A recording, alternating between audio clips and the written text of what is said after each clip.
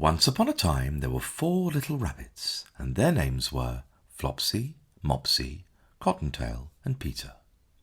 They lived with their mother in a sandbank underneath the root of a very big fir tree. "Now, my dears," said old Mrs. Rabbit one morning, "you may go into the fields or down the lane, but don't go into Mr. McGregor's garden. Your father had an accident there. He was put in a pie by Mrs. McGregor. Now run along and don't get into mischief. I am going out." Then old Mrs. Rabbit took a basket and her umbrella and went through the woods to the baker's. She bought a loaf of brown bread and 5 currant buns. Flopsy, Mopsy, and Cottontail, who were good little bunnies, went down the lane to gather blackberries. But Peter, who was very naughty, ran straight away to Mr. McGregor's garden and squeezed under the gate. First he ate some lettuces and some French beans, and then he ate some radishes. And then, feeling rather sick, he went to look for some parsley. But round the end of a cucumber frame, whom should he meet but Mr. McGregor? Mr. McGregor was on his hands and knees planting out young cabbages, but he jumped up and ran after Peter, waving a rake and calling out, "Stop, thief!" Peter was most dreadfully frightened. He rushed all over the garden, for he had forgotten the way back to the gate. He lost one of his shoes among the cabbages, and the other shoe amongst the potatoes. After losing them, he ran on 4 legs and went faster, so that I think he might have got away altogether if he had not unfortunately run into a gooseberry net and got caught by the large buttons on his jacket. It was a blue jacket with brass buttons, quite new.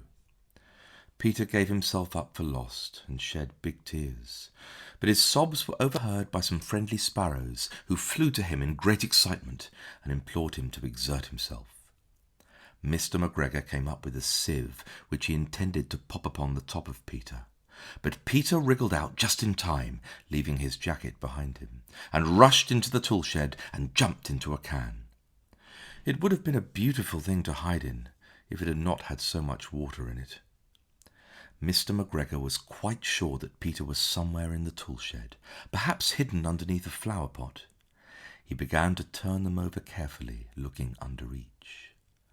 Presently Peter sneezed. "Kerchoo!" Mr. McGregor was after him in no time, and tried to put his foot upon Peter, who jumped out of a window, upsetting 3 plants. The window was too small for Mr. McGregor, and he was tired of running after Peter. He went back to his work.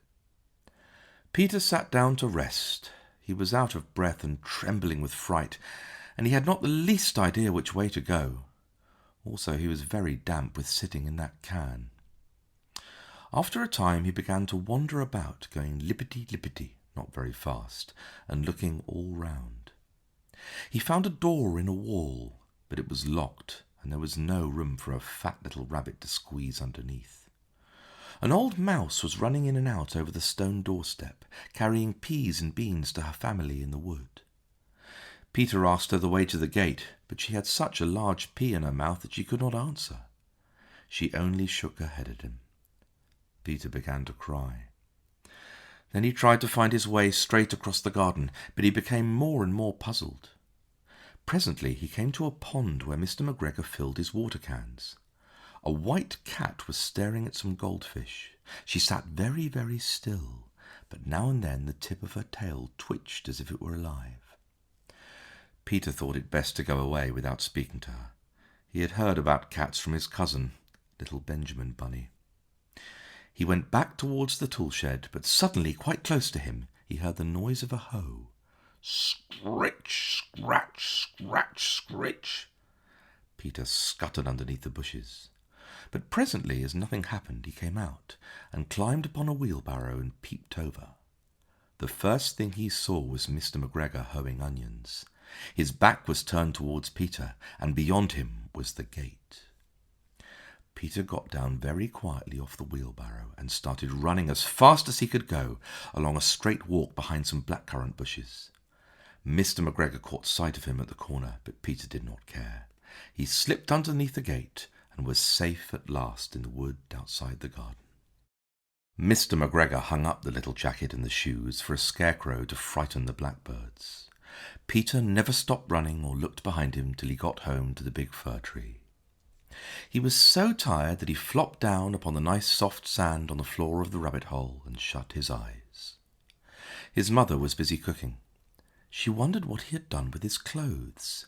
It was the second little jacket and pair of shoes that Peter had lost in a fortnight.